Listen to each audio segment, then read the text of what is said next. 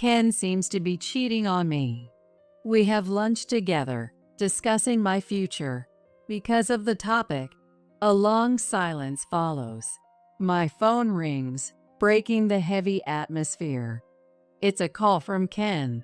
If he finds out I'm at his parents' house, he'll get angry and yell at me again. I nervously excused myself and answered the phone. Ken said something unexpected.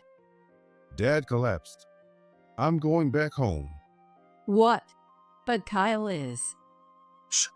Kyle, who had a somber look just moments ago, now has a mischievous smile and looks about 10 years younger. It seems he has a plan. My in-laws and I are fed up with Ken's tyrannical behavior.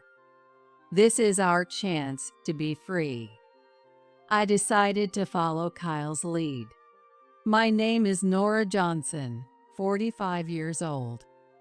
I met my husband, Ken Smith, when I was 23, and we got married. In the beginning, we were happy.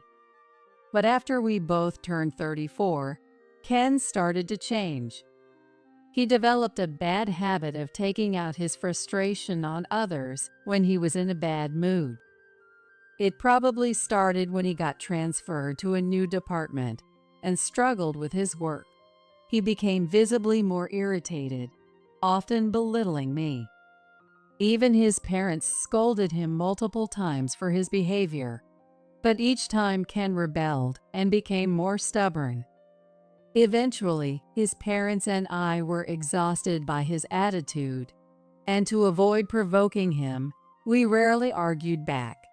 I'd be lying if I said I never thought about divorce, but I lost my parents early on, so I have nowhere else to go.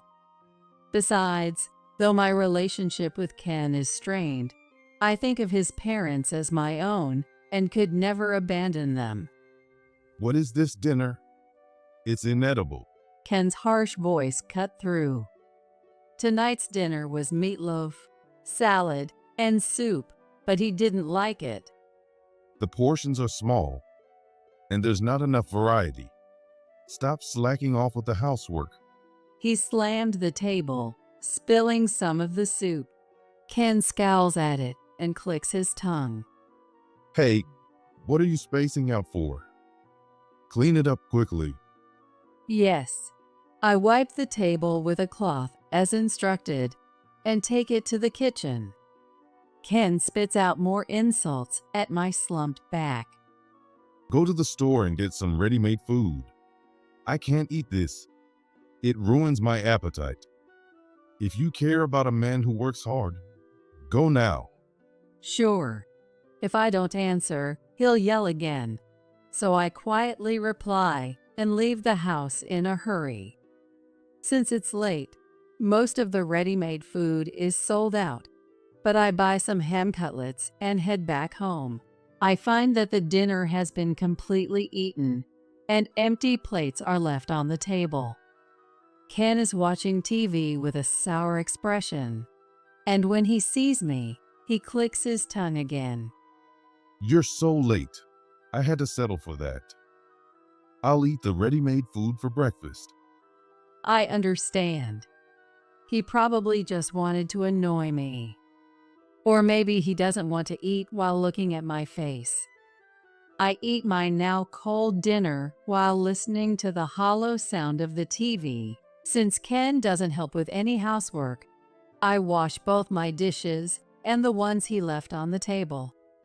Meanwhile, Ken just keeps watching TV. He doesn't say a word, as if to show he dislikes my presence. The bath is ready. Even though I call out, Ken, still upset about dinner, ignores me. Once he's in a bad mood, he ignores me for a while. But if I ignore him like he does to me, he gets terribly angry and curses at me. So I always try to act normally, even if I don't want to. I'll go in first. After I finish my bath, Ken is still watching TV.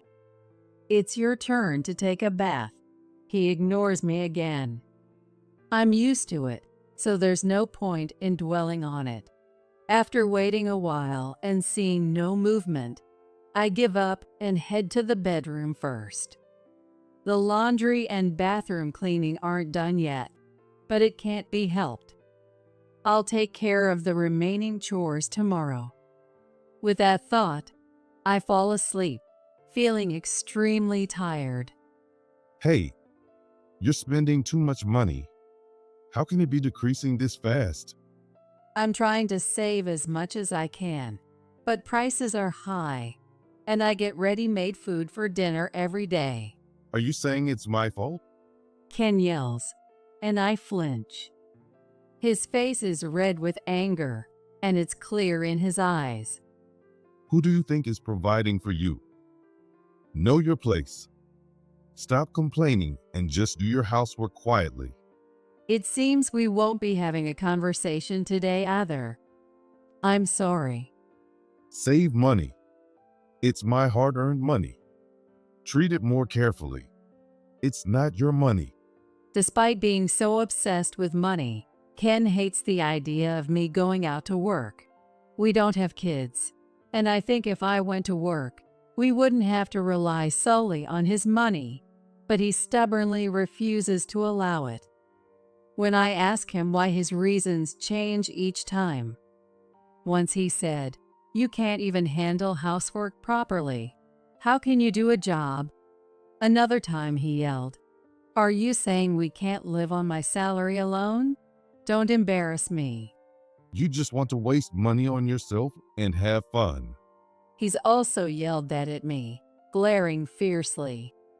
He just doesn't want me to have freedom where he can't see me. Especially after I turned 35, whenever I tried to go out with friends or buy something, he'd shout, "Whose money do you think you're spending?" He firmly believes that if I start working, I'll neglect the housework. I got tired of trying to persuade Ken, so now I just do what he says. When he's angry, I just keep saying yes and sorry, waiting for his anger to pass. You're terrible at managing money. I earn enough. But because of you, we never get any financial relief. Ken would rant like this, depositing his salary into his account and only giving me a fixed amount for household expenses. The rising cost of living that's all over the news isn't taken into account, and the household budget has been the same since we got married. Naturally, it's not enough. So when I say we don't have enough money, he accuses me of being bad at managing money or wasting it. Despite this, he always insists I buy ready-made food for dinner, so his actions and words don't match up. Once, I bought ready-made food in advance, and when I served it, he got incredibly angry, yelling, "Stop wasting money." After that, I realized he just wanted to harass me, so I avoid unnecessary actions. His reaction when I bought ready-made food in advance was so terrible. He's bad enough now, but back then he stayed angry for a week, ignored me, and took his frustration out on the house, leaving marks everywhere. Hi, Nora. This is a souvenir from our trip. Please take it. Nora, it's been a while. You look worn out. The only relief in these stifling days is the weekly visits from my in-laws, Kyle and Beth. Welcome, Kyle, Beth. Thanks for the gift. I'm fine, don't worry. They're so kind. It's hard to believe they're Ken's parents. They always care about me. They've given up on Ken, but they still try to improve the situation, thinking of ways to help. Ken, I heard from someone that you often say it's tough at work. Why don't you move back in with us? Even saving on rent would make a big difference, right? Kyle and Beth live on pensions. They don't have much, but they don't need Ken's money. Indeed, saving on rent would make things easier. Both Kyle and I can handle housework, so if we share the chores among the three of us, living together shouldn't be a problem. If Nora wants, she can work while we take care of the house. Then Ken wouldn't have to worry about money. They seem to think Ken's frustration is because of money. Of course, they know that's not the only reason. They're trying to remove the most manageable stressor. They choose their words carefully to avoid provoking Ken.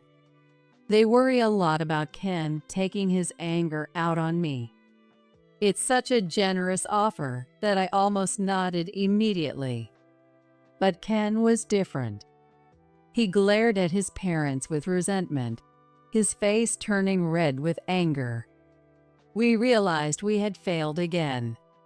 Ken exploded, shouting and spitting as he berated us. Don't mess with me. Don't talk like I'm not independent. Don't belittle me. Just because you're my parents, don't think you can say whatever you want. You're insulting my character. Kyle opened his mouth to argue but gave up. Once Ken starts getting angry, nothing anyone says gets through to him. It would just add fuel to the fire. You're the worst. Don't look down on me and think I'll always obey you. You're living on pensions. You just want to rely on my salary, don't you? Well, no way. I won't live with you. I'm independent. I can't take care of you. That's not what we meant. Don't talk back. Ken slammed the table again, and Beth fell silent. I thought about how terrible it was for him to speak to his own parents like that, but arguing with him would be pointless. He believes he's always right, and everyone else is wrong. Besides, it's one thing for him to take his anger out on me, but if he ever lashed out at his parents, just thinking about it is terrifying. Don't ever interfere with my life again. It makes me sick. I'm going out. Ken stormed out of the house in a rage. The front door slammed shut with a deafening crash. He always makes loud, aggressive noises. This is probably part of his harassment toward us as well. In the space Ken left, Kyle and Beth slumped down. Nora, we're sorry for being such lousy parents. It's our fault for not raising him well. Please don't say that. That's absolutely not true. I couldn't think of them as lousy parents when they had repeatedly tried to correct Ken's tantrums. Besides, when I first met him, Ken was polite and kind. It must have been thanks to his parents' upbringing. He's an adult now. Parenting and influences aren't excuses anymore. Ken's actions are Ken's responsibility, so there's no need for you two to feel guilty. Watching them feel so hurt by Ken's actions was painful for me. No matter how old a child gets, they're still their parent's child. But I believe there's no need for them to feel responsible for a son over 30. I might be out of line saying this, but Ken was kind until he turned 35. It's because you two raised him well. It's unfortunate he changed, but that's his responsibility. At first, I thought he was just busy with work or stressed from a new department. In hindsight, maybe that was the problem. Ken became more spoiled and kept deteriorating. Thinking that way, I feel more responsible as his wife than his parents. When I shared my thoughts, they quickly denied it with urgency. That's not true. In an adult relationship, even as a married couple, feeling responsible for the other person's actions is unhealthy. Nora, you've done nothing wrong. We can't thank you enough for staying with him. I feel the same way. For a moment, they looked surprised, then smiled a little. It seemed they realized it was strange to feel responsible for Ken's behavior. Since I'm not responsible, there's no way my in-laws are either. Feeling a bit lighter, we had tea for about 30 minutes and then parted ways. A few days later, I made plans to visit my in-laws. Hello, Kyle, Beth. Here's a little something for you. As promised, a few days later, I visited their home. Since it was during the weekday, Ken wouldn't find out because he was at work. I knew he'd be furious if he found out I visited them, so I kept it a secret. Glad you could come, Nora. Come on in. Let's have lunch. You didn't have to bring anything. Thank you. Let's enjoy it together after lunch. Unlike Ken, my in-laws are very kind. They always warmly welcome me, even though we're not blood related. It was so enjoyable preparing lunch together. After a while, as we sat down to eat, Kyle asked me, So what's this about? It's about Ken, right? Usually at this point, they'd start apologizing, but respecting what I said last time, they didn't. That made things easier for all of us. We all struggle with Ken. Yes. Well, it seems like Ken is cheating on me. I'm sorry, Nora, but I'm not too surprised. Right. With the way he's been acting, it's not unexpected. Their bluntness made me laugh. Honestly, I felt the same way. Yeah. While he was in the shower, I saw a notification on his phone. A message from a woman saying she had fun on Sunday. After that, I knew it was wrong, but I checked Ken's phone. The password was his birthday. When I checked the messaging app, I found explicit exchanges with a young woman from work, and I remember being astonished by his recklessness. It seems the cheating started around the time of his department transfer, when he was 35. I see. He needed money for his affair, so he started yelling at you to save money. Kyle sighed, his face clearly showing his exasperation. Even with that personality, he managed to have an affair. In front of his mistress, he's apparently kind and generous. That's the impression I got from the messages. So all the consequences fall on you and us.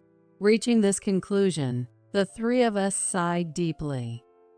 The meal we made together with my in-laws was ruined. It tasted good, but I couldn't really enjoy it. What should we do? No matter what we say, his personality probably won't change. I could divorce him if things get worse, but Kyle and Beth, his blood relatives, don't have that option. So I don't want to run away either. I didn't want to burden my in-laws. Breaking the heavy silence, my phone rang. It was a call from Ken. Could he have found out I was at his parents' house? Excuse me, I need to take this call. I told my in-laws and answered the phone. After a tense moment, Ken said something unexpected. Dad collapsed. I'm coming home. What? Kyle is. Ken's voice was so loud that even though it wasn't on speakerphone, his parents could hear him. Kyle, who seemed to realize something, put his finger to his lips. Shh. Kyle's mischievous smile made him look 10 years younger. Following his cue, I kept quiet about his parents being right in front of me and just listened to Ken. 3 days later, still at my in-laws' house, I got another call from Ken. Surprised by the multiple missed calls, I answered, and a frantic Ken yelled into the phone. Where are you right now? What's this divorce paper? Stop messing around. His loud voice was easily heard by everyone around me. He didn't like that I had left the divorce papers and moved out. Beth gestured for me to put the phone on speaker, so I did. I'm not messing around. I'm serious. What? Don't be naive. You've been a stay-at-home wife all this time. You can't live on your own. How insulting. Beth and Kyle frowned. I answered calmly, without any emotion. Too bad. I've already got a job. What? Ken's voice trembled. Despite constantly berating me, it seemed divorce wasn't convenient for him. Naturally, losing a housekeeper who doesn't need a salary would be troublesome. Kyle's former company was looking for an office worker. He introduced me. Dad? He growled. Ken knew well how much his parents cared for me. He didn't like it and would complain that they were spoiling me. Before we got married, I worked as an office worker. It's a part-time position, but if I work hard, they might hire me full-time. I'm aiming for that. So, this divorce is Dad's idea? Don't you have a mind of your own? Ken's words left me astonished. Did he think I was just going along with someone else's wishes? If he believed I had no reason to want a divorce, he should reflect on his own behavior. I endured your awful treatment because Kyle and Beth were good to me. But when they said enough, it was clear. Divorce is the obvious choice. Who do you think has been supporting you all this time? You're repaying kindness with betrayal. Normally, I would stay quiet at this point. But since I had decided to divorce him, it didn't matter how angry he got. I took this opportunity to voice all the things I had been holding back. You can't do anything like housework, but you could live in a clean house, eat 3 meals properly, and always go to work in a clean suit. That's all thanks to me. Do you have any idea how hard it's been to cater to your selfish demands? You're the one who's repaying kindness with betrayal. Jeez. He didn't expect me to fight back. Ken's voice wavered with obvious panic, but he quickly regained his composure and started yelling again. You've been living off me, so that's the least you could do. I don't owe you anything, and I've been providing for you every day, so I don't deserve this blame from you. Oh, really? Is that so? My voice was cold, causing Ken to panic again. He wasn't used to being attacked. But being a prideful person, he couldn't help but retaliate. What do you want to say? If you have something to say it clearly. And with that, he pulled the trigger on his own downfall. Then I'll say it. Over the past 3 days, you've been lying about Kyle being in the hospital and spending time with your mistress, Karen, haven't you? No way. What are you talking about? I don't understand. I could practically see the beads of sweat forming on Ken's face. He never expected to be caught. He thought I had no reason to want a divorce, and that I didn't have a mind of my own. He didn't anticipate me taking any unexpected actions. It was truly astonishing. I have your conversation logs from the messaging app and photos of you two leaving the hotel 2 days ago. You spied on me and took secret photos?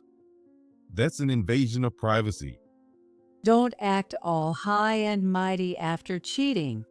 I snapped back, and Ken, shocked by my outburst, fell completely silent. My in-laws, who had been watching, silently urged me to continue.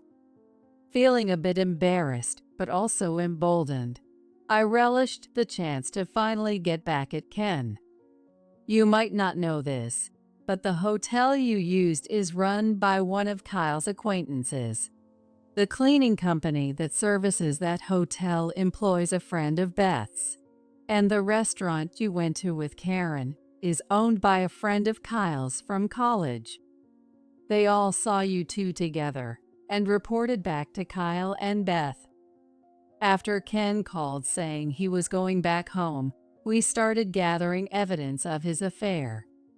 It turned out that friends of Kyle and Beth had witnessed Ken and Karen multiple times. These friends, knowing Ken only from childhood, hadn't noticed anything before, but were helpful when asked. I don't know why you were fooling around locally, but your mistakes made gathering evidence really easy. So thank you for that. Ken is silent. He's probably speechless. I seize the moment and continue.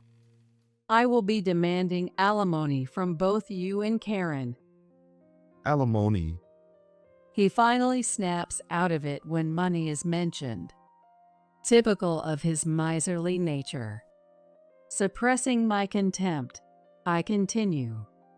I'm not withdrawing our divorce, so just sign the papers and file them. Otherwise, we'll settle it in court. I've kept a detailed diary of all the mistreatment I've suffered from him.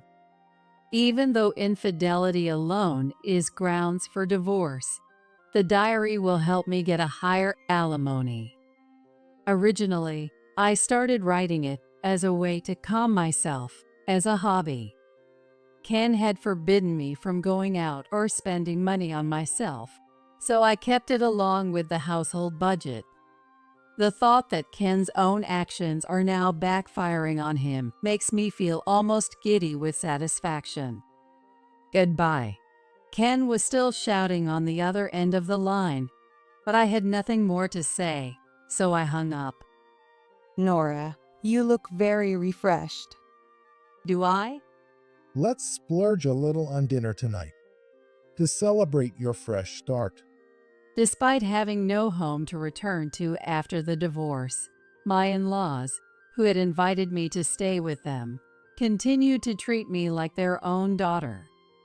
Having endured Ken's behavior together, we felt a bond stronger than family. Feeling a mix of embarrassment and joy, I nodded with a big smile that matched theirs. Yes, just when I thought it was all over, a commotion happened soon after I started my new job. Hey, you're Nora Johnson, right? Yes. On my way home from work, I turned to the voice calling me. It was Karen Harper, Ken's mistress. Why do I have to pay alimony too? Do you think I'd seriously be involved with that old man? I only kept him around because he was a good sugar daddy. You couldn't control him, so he cheated. Don't drag me into this. Her face was flushed with anger. She swung her brand name bag around, looking like she was ready to pounce on me. A coworker nearby looked surprised and hid from Karen. Then, signaling me with her phone, she indicated she was calling the police. I figured I could leave that part to her.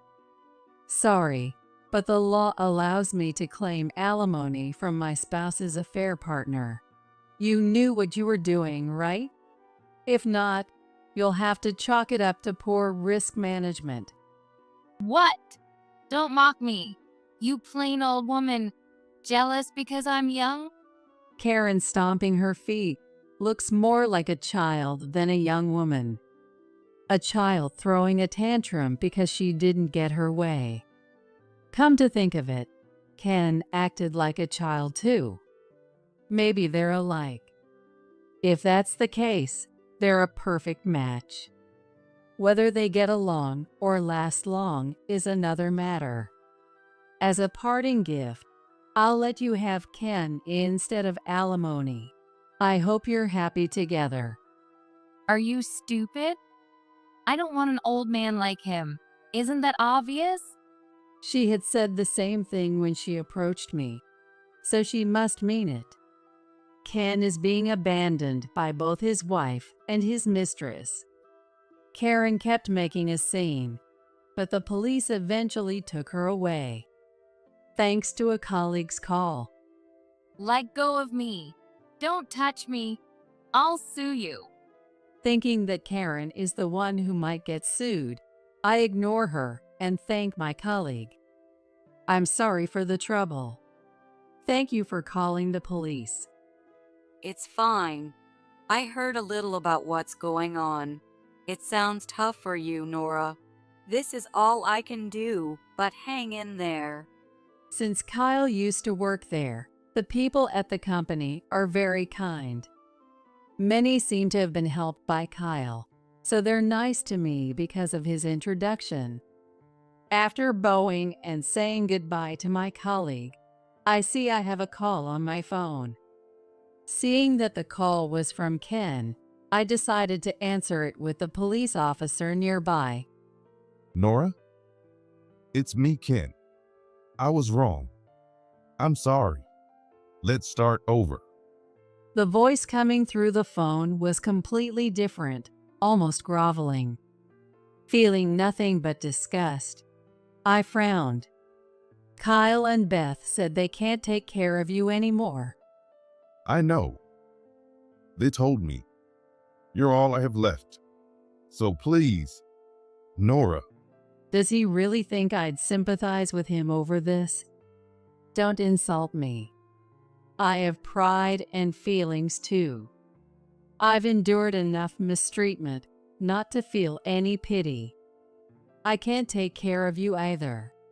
Enjoy your life with Karen. Wait. Karen dumped me. He didn't realize I knew that. It's a predictable outcome.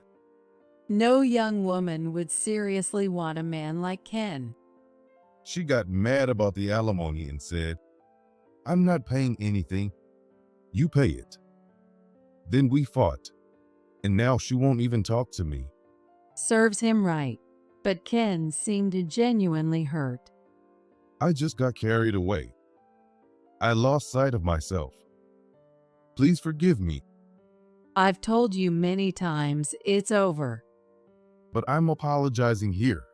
Gone was the groveling tone, replaced by anger. The police officer who had been about to leave stopped and stared. You're at my parents' house, right? I know it. Don't think you can get away with this. And my parents.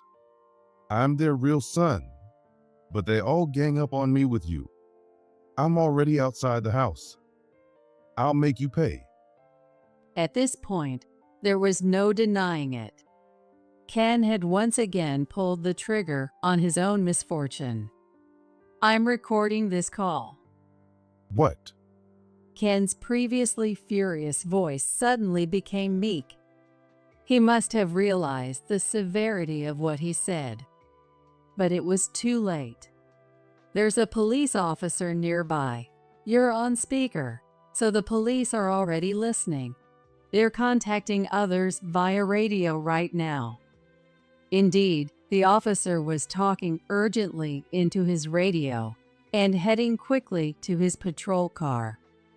No way. That's a lie. You said, I'll make you pay. I'm outside the house. That's more than enough evidence. You really are easy to handle. Ken started mumbling excuses on the other end of the line. You're wrong. It was just in the heat of the moment, Ken muttered, but his words were slurred and hard to understand. Plus, the sound of police sirens in the background made it even harder to hear him. Kyle and Beth have told you many times to work on your temper. You really are hopeless. It seemed Ken couldn't hear me. Right before I hung up, he was still muttering something, seemingly in shock. Later, Ken was ordered to stay away from both me and his parents. Thanks to his reckless behavior, the divorce and alimony claims went smoothly. Ken is now paying alimony in installments. His new job is with an acquaintance of Kyle's, who agreed to deduct the alimony from Ken's salary. Rumors spread about his affair and abusive behavior, making his work environment very uncomfortable. It's widely speculated that he might quit soon, but it's doubtful any local company would hire him. Karen also found it hard to stay at her job and quit.